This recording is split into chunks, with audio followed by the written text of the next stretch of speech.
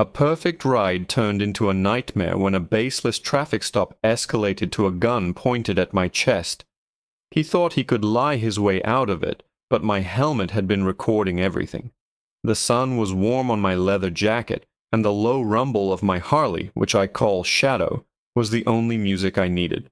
It was a perfect Tuesday afternoon, the kind you dream of when you're stuck in an office cubicle. I was taking the scenic route home, the long way, just to feel the wind and clear my head.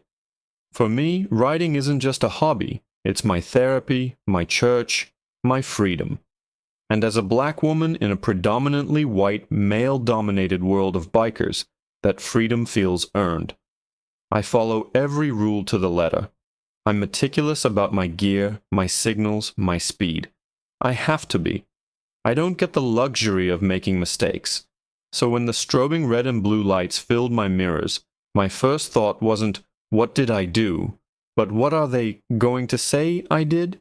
I took a deep, calming breath, flicked on my right signal, and guided Shadow smoothly onto the gravel shoulder.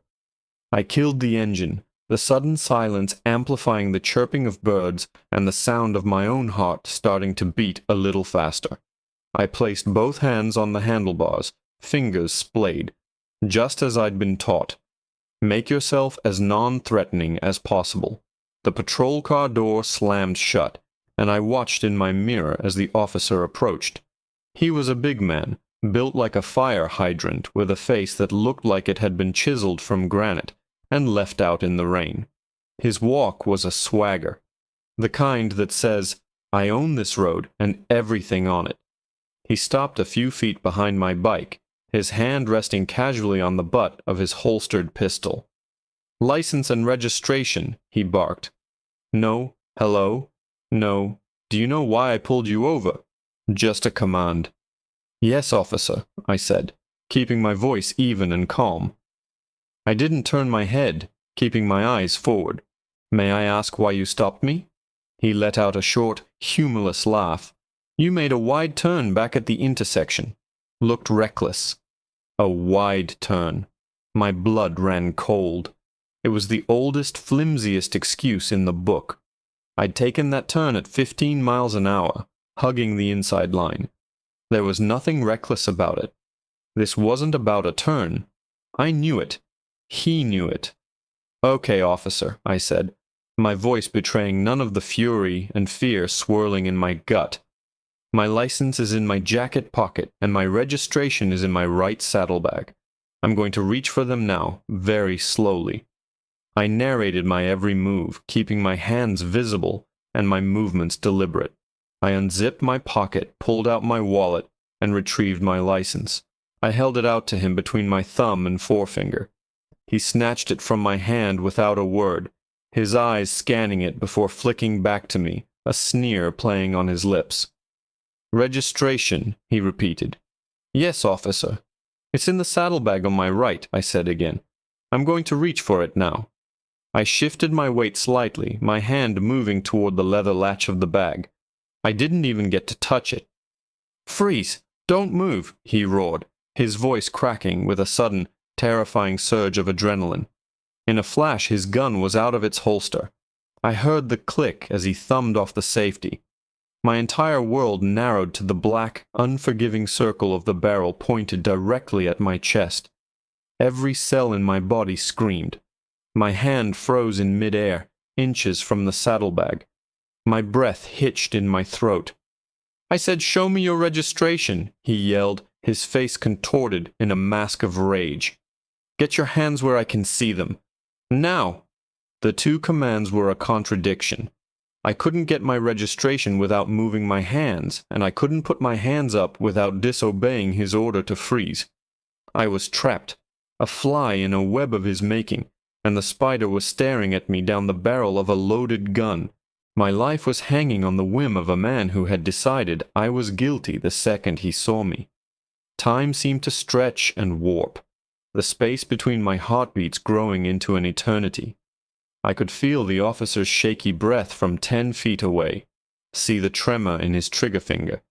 He was scared, or maybe he was excited. The two looked terrifyingly similar from my side of the barrel. "Officer," I said, my voice low and steady, a skill I'd perfected over years of navigating tense boardrooms. "You've given me two conflicting orders. You told me to freeze, and you told me to get my registration. I cannot do both. My hands are raised. Please, tell me exactly what you would like me to do next. I will cooperate fully." My calmness seemed to infuriate him more. "Don't you play lawyer with me," he spat, flecks of saliva catching the afternoon sun. "You think that fancy bike and leather gear make you special. I know your type. Always got something to hide." Before I could process the blatant prejudice in his words, the sound of another engine joined the tense quiet. A second patrol car pulled up behind the first. A younger, leaner officer got out. He took in the scene, his partner with his weapon drawn on a woman with her hands in the air, and his pace quickened. "Miller, what the hell is going on?" the second officer asked, his voice sharp with alarm. "Let's call him Reed." The first officer, Miller, didn't lower his gun. He just glanced over his shoulder.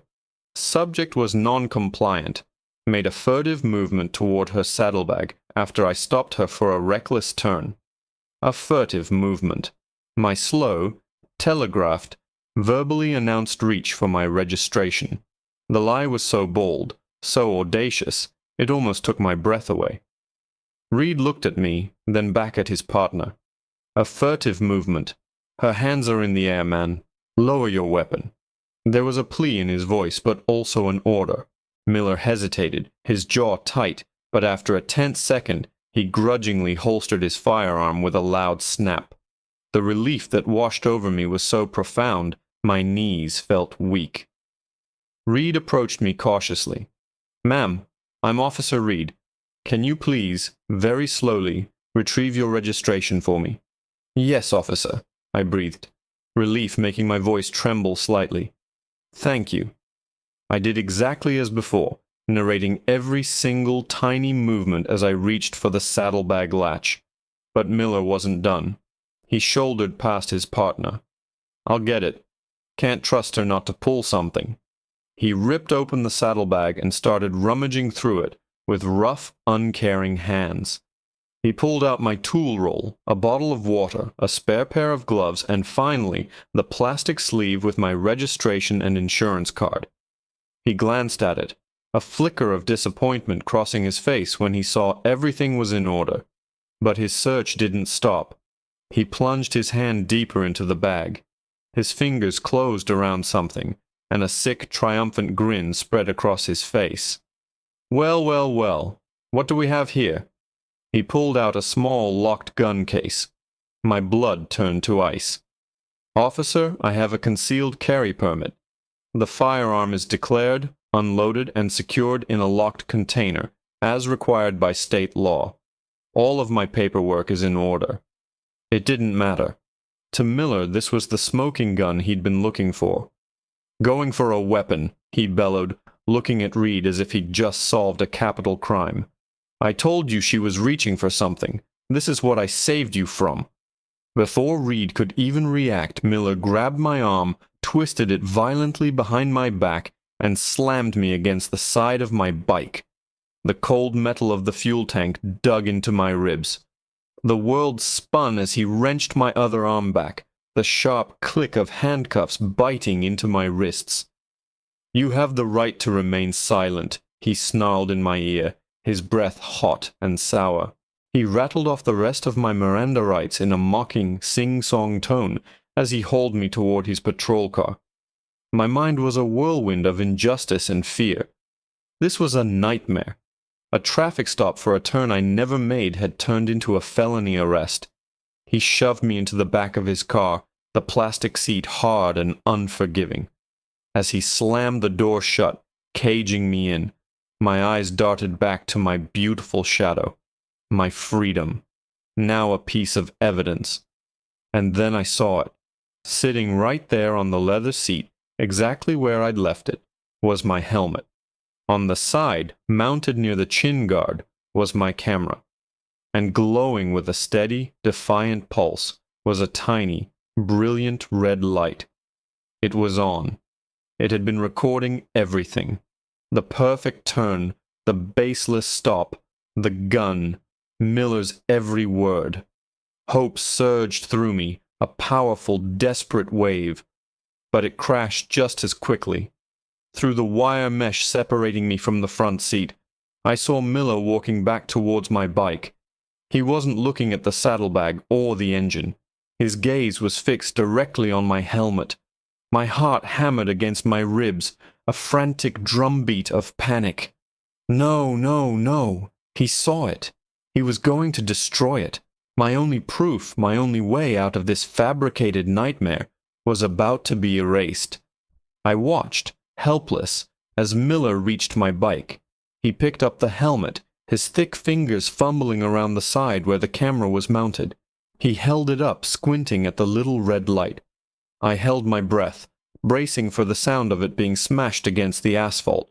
But then Officer Reed's voice cut through the tension. "Miller, evidence protocol. You bag everything, as is. Don't touch it." Miller froze, his hand hovering over the camera's power button. He shot a look of pure venom towards Reed, but the younger officer stood his ground, one hand on his hip, his expression unyielding. For a second I thought Miller would defy him, that his rage would win out over procedure, but with a grunt of frustration he shoved my helmet into a large evidence bag, camera and all, and sealed it. He tossed it unceremoniously into the trunk of his patrol car and slammed it shut. A small victory, but it was enough. The evidence was preserved. For now. The next few hours were a blur of fluorescent lights, the smell of antiseptic, and the cold, hard reality of a holding cell. I was booked, fingerprinted, and treated like a hardened criminal. My requests for a lawyer were met with smirks and delays. They'd charged me with resisting arrest and illegal possession of a firearm, a charge they knew was bogus, but would stick until I could prove otherwise. Miller had written a report that was pure fiction, a narrative where he was the hero who narrowly escaped a violent encounter with an armed and dangerous suspect. But I had a truth he couldn't rewrite. The moment I got my phone call, I didn't call family. I called the best civil rights attorney in the state. When my lawyer finally saw the helmet cam footage, his eyes lit up. "This," he said, tapping the screen, "is a prosecutor's nightmare and our golden ticket." The video was undeniable. It showed my perfect legal turn. It captured every word of the traffic stop. You could hear the calm, respectful tone of my voice and the escalating, unhinged aggression in Miller's. It showed my slow, announced movements. And crystal clear, it captured the moment he drew his weapon on me for absolutely no reason. His contradictory commands and his disgusting, prejudiced comments. It recorded him lying to his partner's face and the violent, unnecessary force of my arrest. The gun case he found was just the cherry on top of a sundae of police misconduct. When the district attorney's office saw the footage, they dropped all charges against me so fast it was like the arrest had never happened. But I wasn't done. This wasn't just about clearing my name. It was about ensuring Miller never did this to anyone else, ever again.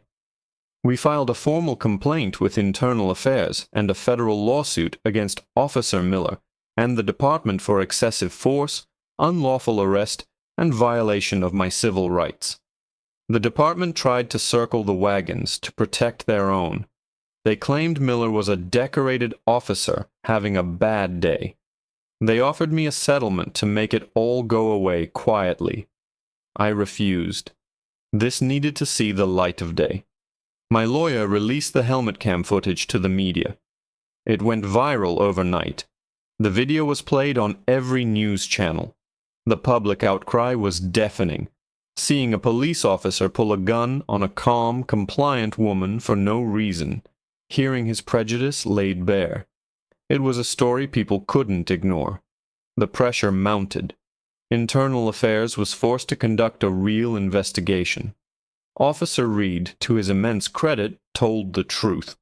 He testified that he saw no reckless driving, that I was fully compliant, and that Miller's use of force was completely unjustified. He became the star witness against his own partner.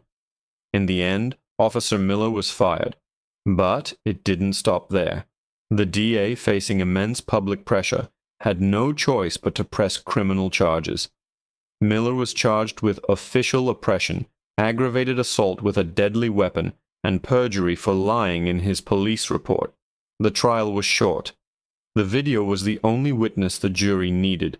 Seeing it on a giant screen in the courtroom, watching 12 strangers see the terror I felt, was vindicating. Miller sat there, his face that same granite mask, but the swagger was gone. He just looked like a small, angry man who had finally been held accountable. The judge sentenced him to 2 years in county jail. It wasn't life, but for a cop to be sent to jail for what he did on duty, it was a landmark victory. The department was forced into a massive settlement and federally mandated retraining on de-escalation and implicit bias. I used a portion of the settlement to start a foundation that provides free legal aid and know your rights training for other bikers, especially women and people of color. Last week I finally took Shadow out for a ride again. As I pulled my helmet on, I checked the little camera on the side, making sure the red light blinked on. The sun was warm on my leathers. The engine rumbled beneath me, and the open road stretched out ahead. It was the same feeling of freedom I'd always loved, but now it felt different. It felt harder won. It felt more precious. And as I twisted the throttle, leaving the city behind, I knew this freedom wasn't just for me anymore.